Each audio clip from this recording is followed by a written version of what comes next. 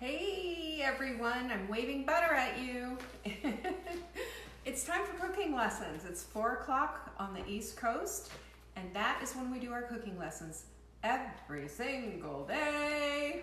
This is how we do it. Anyway, thank you so much for joining me, and my name is Leanne Ely from Saving Dinner. I know you've figured that out from now, by now, I hope. I am cooking a classic recipe today from a classic book. This is Saving Dinner, the first version. Well, actually, this is the second version that has all the freezer meals and what have you in it. This book came out in 2003, so it's a classic. It's been around for a few years. And I'm super proud of this book because we brought menus, recipes, and shopping lists into the forefront and started the whole trend. We started the meal planning business. We're the original. And here we are now doing cooking lessons. And one of the most often, shall we say, used recipes, sometimes with proper accreditation, sometimes not, is our classic garlic lime chicken. If you've never made garlic lime chicken, well, girlfriend, it's time to get on board. This is the best chicken.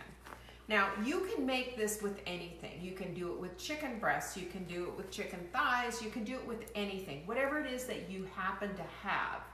Chicken is chicken is chicken. It's best with something that's going to cook evenly because it's a skillet recipe. Now, that means if you got great big chicken breasts, you might want to cut them up, you might want to put them in a bag and flatten them out. You might want to use chicken thighs. My suggestion is that you use something without a bone though. It's just going to make it a whole heck of a lot easier. And the recipe, by the way, is on savingdinner.com if you want exact recipe everything. I'm not going to give you measurements today, but I will promise you that if you go to Saving Dinner, this recipe is always there. You just put in there's a little search magnifying glass. You can see it right on the Saving Dinner website. And that just put garlic lime chicken, and I promise you it'll show up along with pictures and everything. So like I said, classic skillet recipe. I've done this a million different ways. I've done a different herb blend. You make this yourself. It's super easy. In this herb blend that you're going to make, and this is what we're going to dredge the chicken with, you've got cayenne pepper, you've got garlic and onion powder, you have paprika, you have thyme, and you have salt and pepper. And I might be missing one thing, but I don't think I am. And you just mix it all up. And like I said, the exact proportions, if you want the exact proportions, are on the website. Just go to savingdinner.com and type in garlic lime chicken, you'll find it. But this is just a really tasty, tasty blend. And I love this recipe because it makes a nice little sauce. It's very simple, it's very easy to make, and this is the very first recipe my daughter at the age of 9 learned to make all by herself. So we're going to take you through this right now from beginning to end. So we're starting here. I have chicken thighs. So because I have chicken thighs, that's what I'm going to use. And I'm going to go ahead and get some butter in the skillet. And I've got probably, that's more like it, about a tablespoon in there. And a little, the recipe calls for olive oil, but that was, this recipe is from 2001 actually, made it into the book in 2003. So this recipe is 19 years old, but back in those days, I was recommending that you use olive oil to cook with. Now we know that olive oil does not have the smoke point that it really needs to have.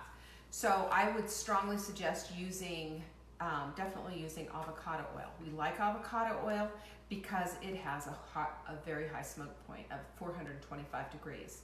When you see an oil in a pan smoking, it's letting you know it has gone from being a good healthy oil into being a trans fat, and it becomes dangerous at that point, and it is an inflammatory thing, okay? Keep that in mind. Little cooking tip for you. So we're gonna go ahead and let that chicken, or let that pan get all ready to rock and roll. And in the meantime, I'm gonna take this and put it on the chicken. Now, what you do is you get it on your chicken as evenly as possible to season. And what I had was, and I can smell it, is smoked paprika, and it smells lovely. And garlic, of course. And you just want to get it nice and even as best you can.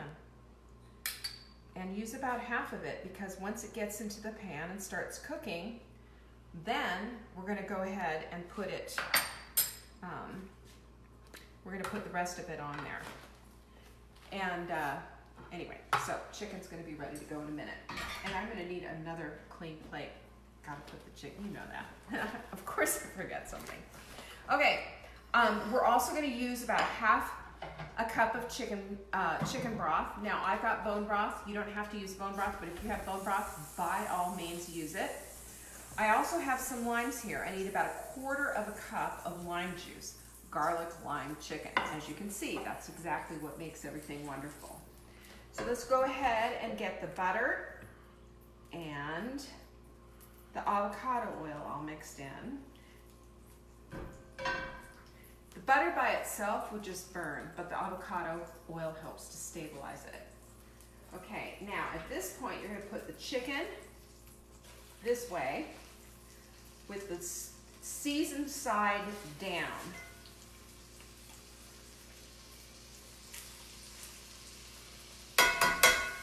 Get off. There it is. Okay. And while this is cooking, you're going to put the rest of your seasoning on, so you have that done. All right, I'm going to ask you a question. Who here has made this before? I know there's going to be some people out there. And who has the original Saving Dinner book? You got any people saying yes? Somebody earlier on said it was the bomb. It is thebomb.com. They are right. Whoop. Now, one hint that I can give you, this is not, I did not come up with this, but one of my gals did, and she said, we love that seasoning so much, we make it in bulk, put it in a shaker, and they put it on their vegetables, they put it on steak, they put it on anything. And really, that's a fantastic idea because it has so much flavor. You can adjust the cayenne like you like. There's some people who are just like, hey, just can't handle the cayenne. Well, you can leave it out if you want to. I've done a garlic lime Mexican chicken where I've added cumin into the seasoning. And then once it was served with the garlic lime sauce and all, I just put sliced avocado on top and a little bit of cilantro. It's fantastic. Another thing that I've done, I've had it where I don't have any limes, and rather than run out to the store, I use lemons. And garlic lemon chicken is just as delicious. So there you go. So I'm going to show you right now, I've got a little squeezer, and I strongly suggest fresh citrus for this, fresh limes, as opposed to those little plastic lime things. Just not as good. Just not as good. So I'm going to make my fresh lime juice right now while this is cooking. You got to get in there and give it a little muscle. Give it everything you've got. Oh man, these limes don't have much to them, do they? I might have to have you do this one. Yeah, there it is. If you need 1/4 of a cup, man, we're talking like 900 limes. You need 1/4 cup? Yeah, that's not happening. We're going to do the best that we can. We're also cold. I know. Yeah, you know, the very best thing that you can do is have your limes at room temperature. But don't, you know, keep them in the fridge until you need them and bring them out. Because if you leave them at room temperature, they don't do so well. Let me just see. Yeah, that's pretty sad. Here. All right, let's give this another one. Oh, you're giving it what for? Oh, there you go. That's better. There's some real lime there. Getting my arm workout. It's an upper body workout day. Here we go. And by the way, this is very compatible with the Sprint. It's a Sprint recipe as well, too, by the way. I love this recipe because it's everything. The only people it's not going to serve is a vegetarian or a vegan. But everybody else, if you're low carb, it works. If you're paleo, it works. If you're keto, it works. Fantastic recipe. I'm putting my whole self into it. You do the hokey pokey and you turn it all around. Let's see what we got here. Holy mackerel. Hold on, hold on. I know, okay, so, yes, what you want, room temperature, and this is what you do to get the lime juice flowing. It's okay, I don't need any more. I'm gonna just go with this. We can always throw wine in it. You need liquid, that's the whole thing, is you need liquid. And this is vitamin C, it'll keep your scurvy away. Okay. This is the hardest part of the recipe. And let me just say this, unless you've squeezed key limes, you don't know what it is. You don't know difficult citrus squeezing. Key limes are the worst. Oh yeah, you did this for my birthday. Mark made homemade margaritas and squeezed probably 9,000. Only about 8. All right, let's see what we've got here. I say we're in. We're in like one. What happened to my cloth? You took my... Oh, great. All right, let's give it a flip. Nice. Look how nice and brown those are. You want brown. Ooh, and it smells good. Yes. Chicken. A chicken in every skillet. There it is. Now, of course, every chicken that you have is going to be a little bit different. Every time you put chicken into the pan, it's not going to cook the same amount of time. I really don't like saying it's going to take you 5 minutes or it's going to be 4 minutes aside. It's really going to depend on the thickness of your chicken. If your chicken is extremely thick and uneven, it's not going to cook as evenly. This is one of the reasons why I really like to either pound my chicken or make sure that they're cut just right and they're even on the even side. It makes a big, big difference. And we are also not going to fully cook this chicken. This is chicken for TV. But I want you to see exactly how this whole thing works. So the chicken cooks on both sides all the way. And one thing that you can do is you can always take this chicken and you can always put it in a pan and put it in the oven while you're waiting to get the rest of this done. Don't cut any more chicken up now. I mean, any more lime. We need to save our lime. Yeah. Yeah, this is totally not cooked all the way, but I'm still going to do this so that you can see how to make this sauce. This is the important part. Now, look at everything that's in here. I want to show everybody what's here. I want you to see this glorious brownness and all of this here. This is where your bone broth comes in. And your bone broth, and you can see what I'm doing here, right? Your bone broth is taking this all down. All down. Look at that. And I've taken all the stuff that's on the bottom of the pan and has now been incorporated into that bone broth. And the more I cook it, the thicker it gets, the more it evaporates, and the more condensed the flavor. And to that, I add, let me just see if there's any more bone broth in there. I hate to see any bone broth go to waste. That stuff's liquid gold, girls. Liquid gold. All right, and then to this, we're going to add the lime juice, which that's more than 1/4 cup. I should save some for margarita if I wasn't sprinting. Okay. And then we're going to let that come back to a boil.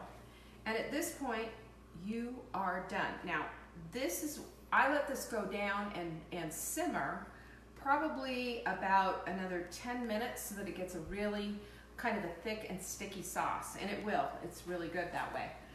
If you haven't finished your chicken like I haven't, this is a good time to put this back into the pan and it can continue to cook as the sauce reduces and get the rest of that juice that's left on the plate as well. Now, did you see what I did? I hope you saw that. I had raw chicken on one plate and then cooked chicken went on another. You never put cooked chicken back onto a raw plate, a plate that you just have raw chicken on. It will cross-contaminate. And then another 5 to 7 to 10 minutes. I'm gonna guess with this, I'm gonna say this is gonna take another 7 minutes and it'll come right down. You don't want it boiling like crazy, you want it simmering. So you'll bring it down, as I've got it right now, it's on high, but I'll bring it down to medium and let it come down to a slow simmer. And I keep my eye on it. While I'm cleaning up the kitchen, I'll kind of keep my eye on it and I'll watch it, and it will cook. I'll probably turn these over in about another 3 or 4 minutes. And you can put a lid on it as well to help it to finish to cook. But you don't want to have a lid on it too long, because the delightful part of having a skillet meal is getting this brown crusty stuff on the outside, because it adds flavor. And you don't want it to all just mush in together. But you can put a little bit of a lid on it, especially if you see your sauce reducing too fast, too soon. Okay? Too fast, too soon? Too fast. Just too fast. But anyway, and the other thing is too, you can always pull the sauce and finish cooking the chicken in another skillet. That's not a crime. It can happen. You can do it that way as well. This would be delightful served with some broccoli. If you're not doing the sprint, give your kids mashed potatoes to go with it, because I know they'll love that. Or you can have baked potatoes or some rice with it. Anything at all. But I always look for the contrast and the color, and always look for something that's going to make it just set off the whole thing. Green is your friend. We need more green more than ever now. But that's it. That's how you make garlic lime chicken. It is a classic. You can mess around with the seasoning blend. You can even mess around with the different liquids that you use. But easy, right? And your family is going to love it. So give it a try and see what you think. You have a question? Just whether in this video or another one, she wants to know about how you clean and care for the skillet after cooking. Oh, well, okay. You give it to me. That's not quite true. So, back in the olden days, they always used to say, with skillets, with iron skillets, you can't put soap on them. And that's all been highly disproven. That's just not true. It does not take the seasoning out. And just use like a scrubby, the Scott scrubby sponge with the green on the outside, a little bit of soap, and just wash it all out, and wash it out really well, and then put it on your burner to heat. Don't just let it sit there and dry, it'll rust. To heat so that you get all of the water out of it, and the seasoning stays in. It's great. Oil. Yeah, and I don't put oil on it every time, but if it looks particularly dry, I'll take a little bit of avocado oil and rub it in. But a good skillet, like this is an old one, a good skillet is just, it can stand being cleaned that way. And honestly, back in the olden days, when I remember, don't clean your wooden salad bowl, don't clean your skillet. I mean, we're alive, right? Nobody died. But I can imagine that there were some foodborne illnesses out of that whole thing. That's kind of crazy. But this is a delicious recipe, and so you can see, just bring it in just one more time, Lovey. You can see the sauce has really thickened up. I'm going to give them a flip so you can see on either side. There we go. Yeah, that sauce has just become really nice, almost a gravy-like texture. You can see that. Yum. I know what's for dinner. Do you know what's for dinner? I just want to give a shout out to all of our new Saving Dinner subscribers. They're actually subscribed and become members of Dinner Answers. Dinner Answers is our answer to what's for dinner. And if you eat real food, whether you're a vegan or you're paleo or somewhere in between, keto, low carb, whatever, we do not discriminate. We're agnostic when it comes to food, just as long as it's real food. We have a plan for you. And we've lowered our price, we call it pandemic pricing, to just $7 a month. Every Tuesday we send you a menu with recipes and your shopping list, and you in support Saving Dinner. You in return support Saving Dinner. And we just really appreciate you. And I gave a big shout out to all of our new subscribers today. And I just want to say thank you from the bottom of my heart. And let me help you again, get dinner on the table and support your family. It's my honor and my privilege. And I will see you next time. Take care. Bye.